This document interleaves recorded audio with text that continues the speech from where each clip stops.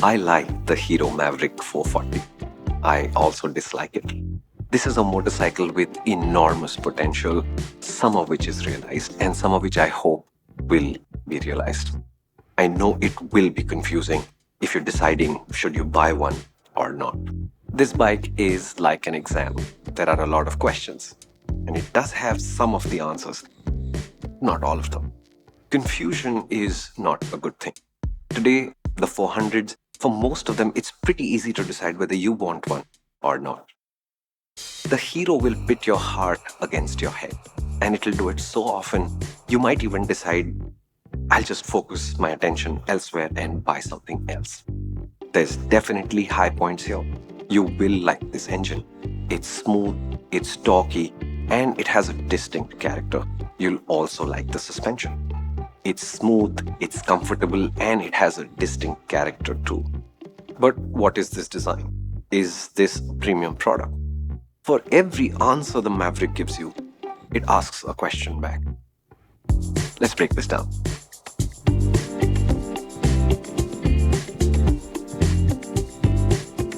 To start at the top, in the city, the Maverick 440 is hard to fault. This is a smooth, low-revving engine bursting with torque. Sort of like the classic 350, not in feels or sound, but in the way the low-rev torque pushes you forward with considerable force. This is going to feel calm and relaxed and so unstrained, you'll go surprisingly fast while the feel remains exactly where it is. It's got 6 gears, and multiple times I forgot to shift up from 5th and 4th. It's slightly crazy and absolutely wonderful. When you leave the urban jungle, you'll discover the same sweetness at highway speeds too. 106, 108 kilometers per hour is just under 4,000 RPM, and it feels calm, relaxed, even slow, deliciously slow. There is enough performance to pass traffic. If you like this relaxed feeling, it's hard to top the Maverick. It's slightly crazy, but if it matches your temperament, it's also wonderful. If you look for more speed after this, then you will meet resistance. As you pass 4,000 RPM, vibration comes up, the sense of strain comes up. And it's not like the Maverick can't do more, but it's pretty clear that it's happiest if you stay below 4,000. Ridden calmly, you'll see 35 kilometers per liter, in the city a bit less. But on a full tank, that's still 300 kilometers before you start looking for a fuel station. This could have been a good touring machine. Good. We'll come back to that. What will impress you about the engine's manner matches the personality of the suspension perfectly. You won't think of the Maverick as soft or luxurious immediately. I was reminded of the original Unicorn. There's a certain stiffness to it that really works for the rider. You'll find very quickly that it makes roads with repetitive small bumps, think Mumbai's substandard concrete, those roads will feel smoother. When you get to poorer roads or the bumps get larger, you'll find it knows exactly what to do.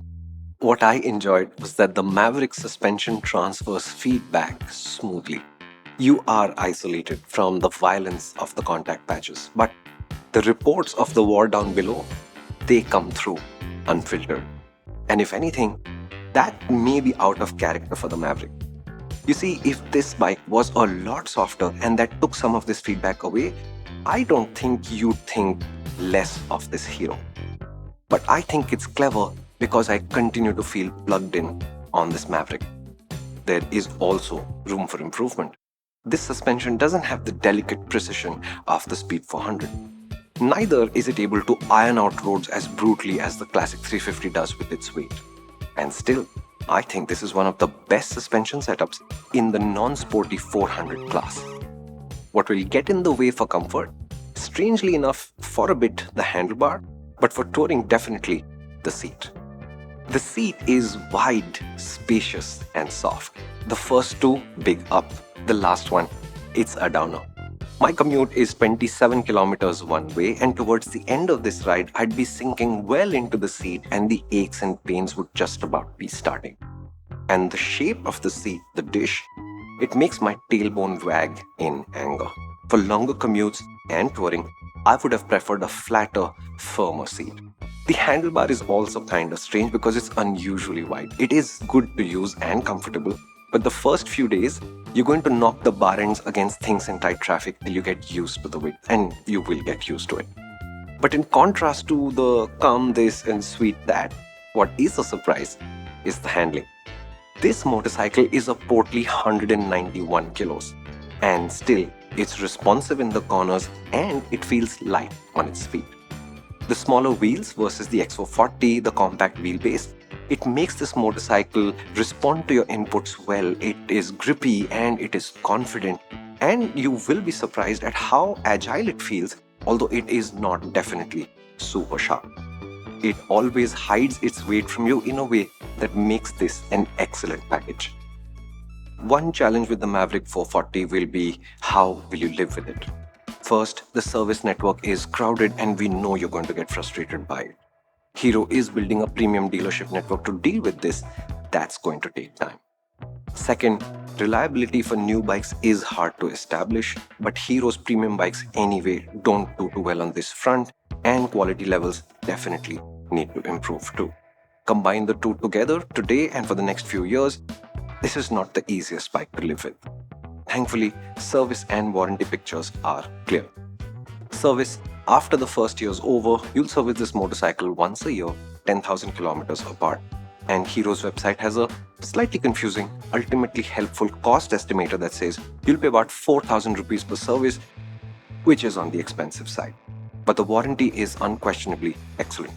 Unlike TVS and Bajaj, Hero doesn't care how you got your Mavrick, whether you're the first owner or not. And you get 5 years, 70,000 kilometers of coverage, which is excellent. If you do buy the top version of the Mavrick, this one, do remember to read the connectivity suite's warranties carefully, because there's 3 different parts and 3 different coverages specified. But since this is the primary difference between the mid and the top variants of the Mavrick, to me, the only one worth buying is that middle one.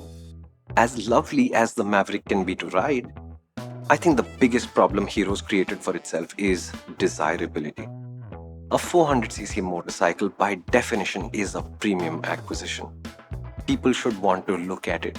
You, most importantly, should want to take a long glance over your shoulder after a long ride as you leave the garage, and I don't think the Maverick can quite pull that off.